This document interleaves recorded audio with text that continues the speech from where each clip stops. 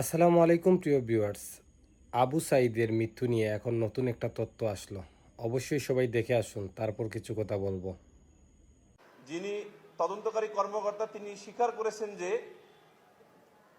আবু সাঈদের গলা থেকে কোমর পর্যন্ত পরিহিত যে কালো রঙের টি শার্ট ছিল সেই টি শার্টের জব্দকৃত অংশে কোনো ছিদ্র নাই। ফলে ইহা সন্দেহাতীতভাবে প্রমাণিত হয় যে গুলির কারণে আবু সাঈদের মৃত্যু হয়নি।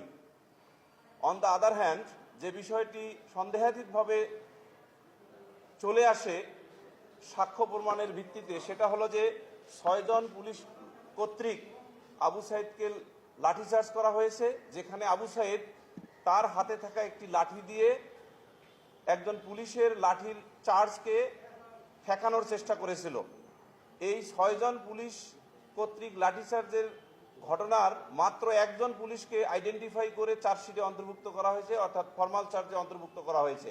বাকি 5 জনকে ফরমাল চার্জে আনা হয়নি এবং এটা তদন্তকারী কর্মকর্তা নিজেই জেরাতে স্বীকার করেছেন। ফলে কি হলো, তদন্ত রিপোর্টটা 100% ডিফেক্টিভ হয়ে গেল।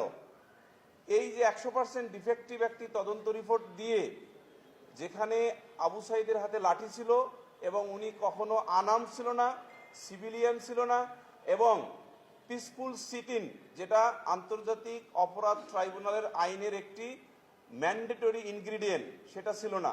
তাহলে ফলে যেটা দাঁড়ায়, এই মামলা একদিকে যেমন গুলির কারণে তার মৃত্যু হয়েছে এইটা প্রমাণ হয় না, অন্যদিকে এই মামলাটি এই আদালতের বা এই ট্রাইব্যুনালের এখতিয়ারভুক্ত মামলায় আসে কিনা সেটা সন্দেহ তৈরি করে। যেহেতু আমরা এই 3 জন আসামির পক্ষে সুস্পষ্টভাবে এই গ্রাউন্ডসগুলো দিয়ে লিখিতভাবে উপস্থাপন করে আর্গুমেন্ট করেছি, তাই আমাদের প্রত্যাশা হলো এই 3 জন আসামি বেকসুর খালাস পাইবেন। আবু সাঈদের মামলার তদন্তকারী কর্মকর্তাকে আমি যখন জিজ্ঞাসা করেছিলাম জেরাতে, যে দেখেন তো আবু সাঈদের হাতে একটি লাঠি, সেই লাঠি দিয়ে পুলিশের একটি লাঠিকে ঠেকানোর চেষ্টা, মারার চেষ্টা করেছে, তখন উনি বলেছেন যে হ্যাঁ, ঠেকানোর চেষ্টা করেছে। তার মানে কি দাঁড়ালো? আবু সাঈদের হাতে লাঠি ছিল। যে ব্যক্তির হাতে লাঠি থাকে সে ব্যক্তি আনআর্মড হয় না, কারণ আমাদের দেশের ক্রিমিনাল জুরিসপ্রুডেন্সে দেখবেন। বন্ধুরা সবাই দেখলেন তো, দেখে কি বুঝলেন কমেন্টসে জানিয়ে দেবেন। সবাই নিচে কমেন্টসে জানিয়ে দেবেন যার যার মতামত।